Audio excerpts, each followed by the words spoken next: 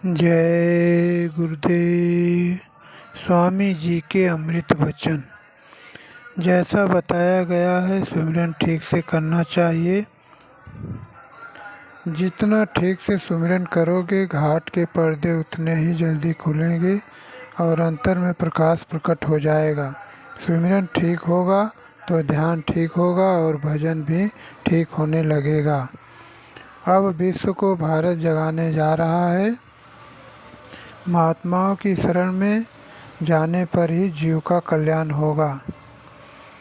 नाम नहीं मिलेगा, शब्द की कमाई नामदान लेने के बाद नहीं करोगे तो जन्म मरण का चक्कर नहीं छूटेगा। नाम की कमाई करोगे तभी बचोगे। नाम की कमाई नहीं करोगे तो नरकों में 84 में जाना पड़ेगा। नाम को पकड़ लोगे तब बच जाओगे। आधार को पकड़ लो और यहाँ से निकल चलो। ऊपर में सुंदर सुंदर देश हैं, बाग बगीचे हैं, नदियाँ पहाड़ हैं, देवी देवता हैं, सबसे मिलो।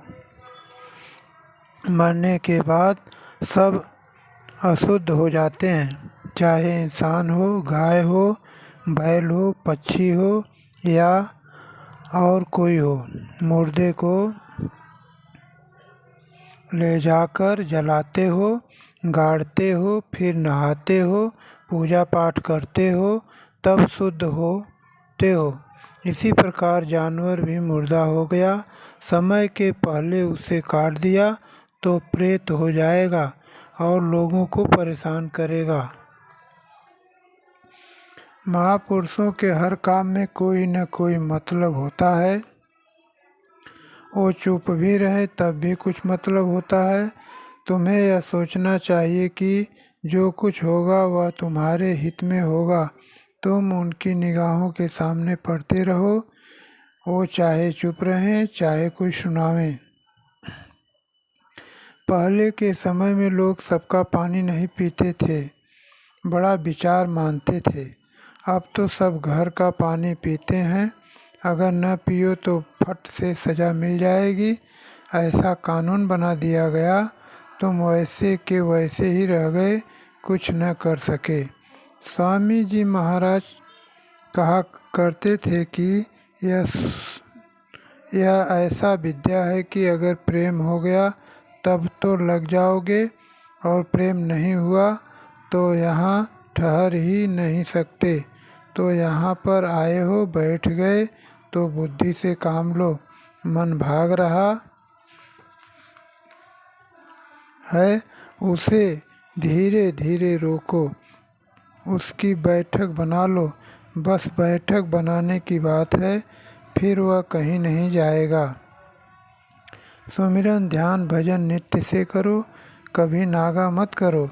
जिस दिन नागा हो जाए उस दिन शाम को खाना मत खाओ। यह सोच लो कि जब तक भजन नहीं कर लूँगा रोटी नहीं खाऊंगा। दूसरे दिन दूना समय भजन में दे दो। आपने जब घर को ही नरक बना दिया तो बाहर कौन सा सोना बरसा दोगे। आज हर घर में झगड़ा मचा है। तुम्हें महात्माओं की सच्ची बात सुननी चाहिए, उनके वचन सच्चे, उनका रहन सहन सच्चा, उसको समझना चाहिए। कबीरदास से लेकर आज तक कोई ऐसा प्रेमी नहीं हुआ जो बिना गुरु आदेश के नामदान दे दे। लेकिन जो मनमुख हो गए उन्होंने अपना काम तो किया नहीं, दूसरों का क्या करेंगे। ऐसे मनमुख पहले भी थे। जो पहुंच गया सतलोक वह नामदान नहीं देना चाहता, क्योंकि वह देखता है कि नामदान देने में कितनी मेहनत होती है और कितनी झंझट है। जो मनमुख हैं वे इंद्रियों के घाट पर बैठे हैं। आपके सत्संग में भी ऐसे लोग हैं। नामदान ले लिया पर कमाई कुछ नहीं। वो दूसरों को नामदान देने लगे, फिर वो कल्याण क्या करेंगे। यह ज़रूर सोचना चाहिए कि यह काम सबसे खराब है। इससे खराब कोई काम नहीं। यह शरीर पुराना हो जाए, रोगी हो जाए तो माँ बाप या घर वाले यह सोचने लगते हैं कि यह चला जाए तो अच्छा है। खुद वह भी सोचने लगता है कि इसे तकलीफ़ से तो अच्छा है मर जाऊं। कई आदमी तो ऐसे होते हैं जो चुपचाप गोलियां खा लेते हैं, मर जाते हैं, प्रेत योनि में चले जाते हैं, खुद दुखी होते हैं और दूसरों को भी दुखी करते हैं। ऐसे ही हैं, कोई किसी का नहीं। आप इस बात को समझते नहीं हो। मैं कितना चिल्लाकर कहता हूँ कि समय से आ जाओ और भजन पर बैठ जाओ। तुम आँख खोले बैठे रहोगे, मैं आऊँगा तो खड़े हो जाओगे, तो तुम क्या करोगे? एक भी बात नहीं सुनते हो, न समझते हो।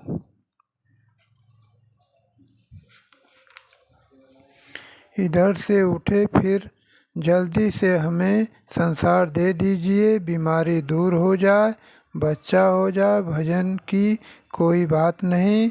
इसी में तो सारी दुनिया फंसी रो रही है।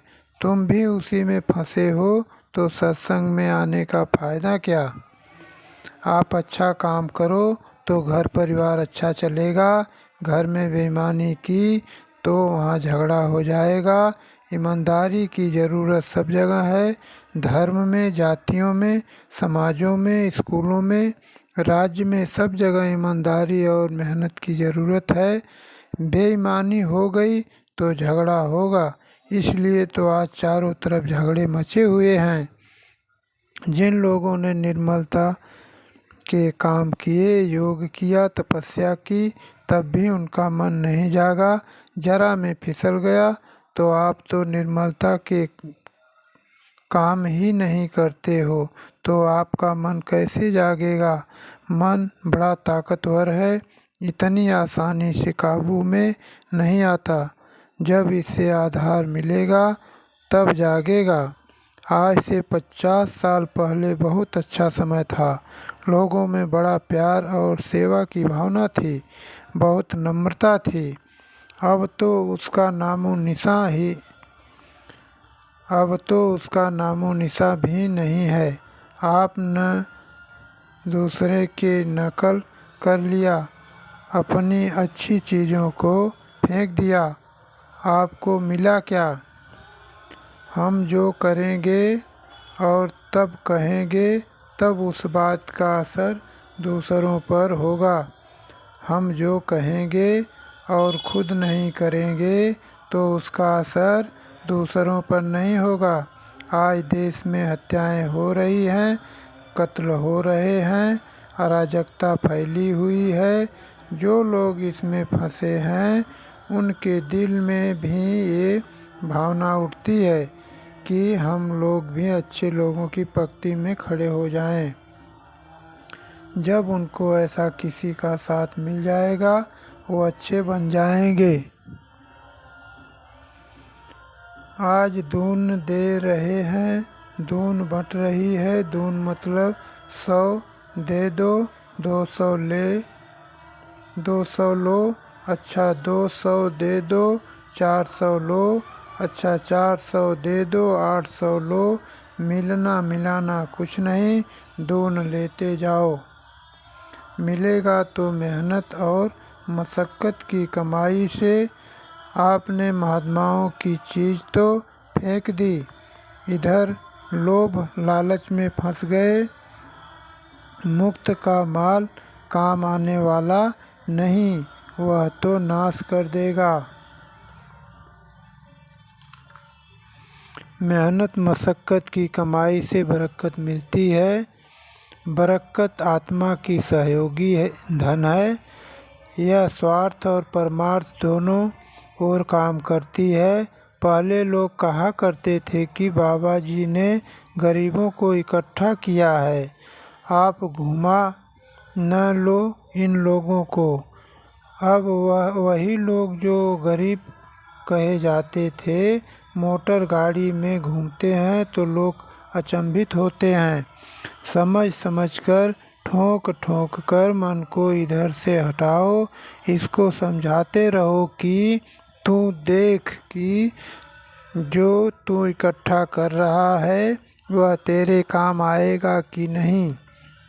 समझाते रहो मन को, और जो छोटी बड़ी सेवा मिल जाए उसे करते रहो, तो ये मन हटेगा और भजन में लगेगा।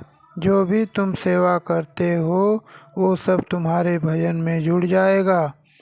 इतना ही नहीं, प्रचार के समय जो लोग तुम्हारी मदद करेंगे वो नामदानी हो या न हो, सबको उसका फल मिलेगा। और अगर इधर आ गए तो वो भी भजन में लग जाएंगे, उन्हें रास्ता बताया जाएगा। सत्संग में जब तुम आओ तो चुपचाप बैठे रहो और ध्यान से वचनों को सुनते रहो। वो महापुरुष सबकी बात कह देगा। सब लोग कुछ न कुछ मन में लेकर बैठते हैं।